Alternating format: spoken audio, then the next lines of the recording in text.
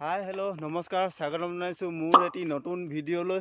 আজি মানে যাব লৈছোঁ বগৰী খাবলৈ। বতৰটো বহুত ৰ'দ আৰু বগৰীকে বোলো খাই আহোঁগৈ অলপ। আপোনালোকেতো থাম্বনেইল দেখি গম পাইছেই।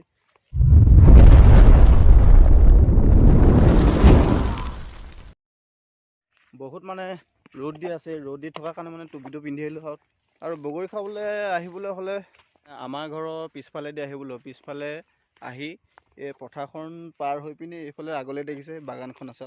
এইফালেও জেওৰা মাৰিছে, বগৰী গছ কিছুমান মানে জেওৰাৰ ভিতৰতে সোমাই আছে। আগতে এইবিলাক নাছিলে, সকলোবোৰ মুকলি আছিলে।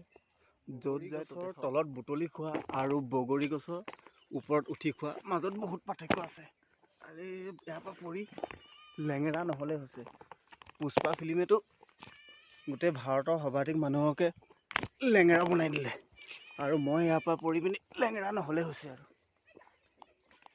গছজোপাত কাঁইট কিন্তু বহুত আছে, বগৰী গছতো কাঁইট থাকিলে। পেণ্টটো মানে ফটা পিন্ধি আহিলোঁ আৰু এনেকুৱা ঠাইত ফাটিছে দেখাব নোৱাৰোঁ। পিঠি পিছফালে কাঁইট সোমাই গ'ল, গম পোৱা গ'ল। বগৰী গছত নুঠিলে কিহে পাছিলে। উঠিবলৈ সহজ, নামিবলৈ তাতকৈ কঠিন। কিন্তু নামিবই লাগিব, ইয়াৰ ওপৰতো ভাত শাক বনাই খাব নোৱাৰোঁ ন।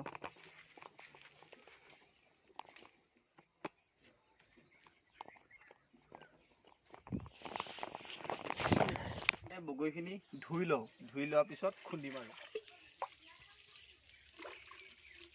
বগৰী খুন্দি খোৱা আচলতে মজাই বেলেগ, সেইকাৰণে খুন্দা লৈ লৈছোঁ।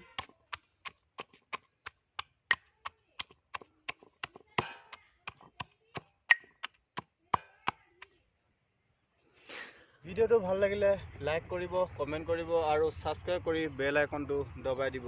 আকৌ লগ পাম নতুন এটা ভিডিঅ'ৰ সৈতে। ধন্যবাদ।